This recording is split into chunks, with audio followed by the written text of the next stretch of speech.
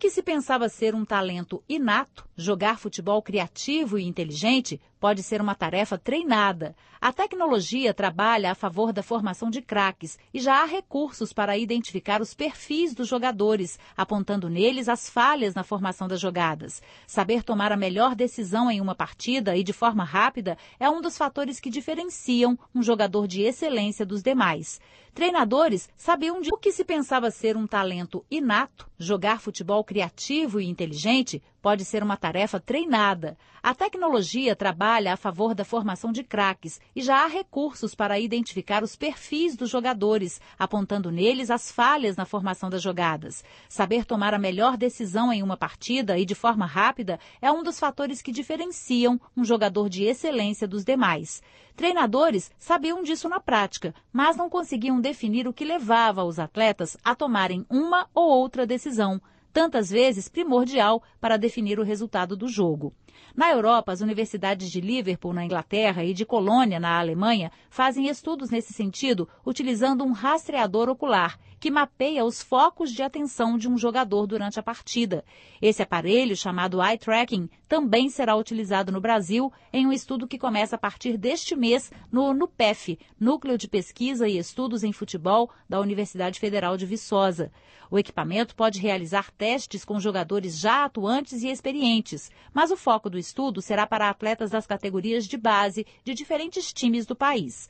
O coordenador do NUPEF, professor Israel Teoldo, explica que as informações geradas pelo rastreador ocular podem dar ao treinador subsídios para a correção da performance de seus jogadores em campo. Num jogo de futebol, nós temos muitas informações e acontecimentos ao mesmo tempo. E se o jogador ele direcionar a atenção dele para um acontecimento que não é tão importante, a probabilidade do rendimento dele cair é muito alta. Então, de posse dessas informações que o óculos nos dará sobre a busca visual desse jogador, o treinador e a comissão técnica podem orientar esse jogador onde que ele deve olhar, qual é a informação que ele deve buscar, onde ele deve fixar mais o olhar dele para aquela informação relevante para que ele aumente a performance. Para o mestre em treinamento, Marcelo Vilhena, que é professor da PUC Minas Gerais e treinador da equipe sub-15 do Cruzeiro, o estudo de performance por meio do rastreador ocular não precisa se restringir ao futebol. Pode ser estendido a todas as modalidades esportivas coletivas. Ele dá exemplos na vida prática de como a atenção pode ser mensurada.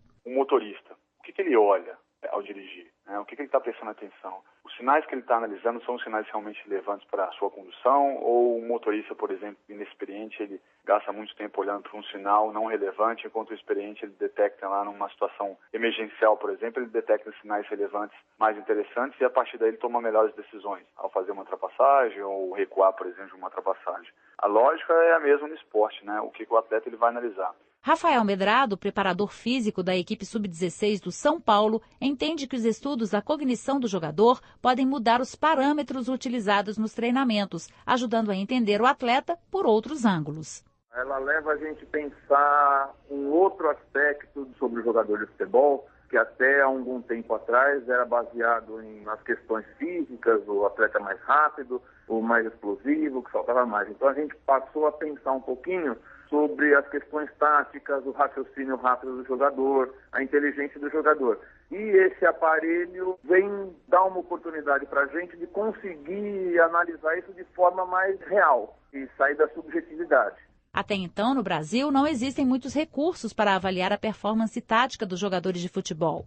Maurício Pimenta, coordenador dos cursos de formação de treinadores da Escola Brasileira de Futebol, ligada à CBF, avalia que há dois principais usos do rastreador ocular para a otimização do treinamento dos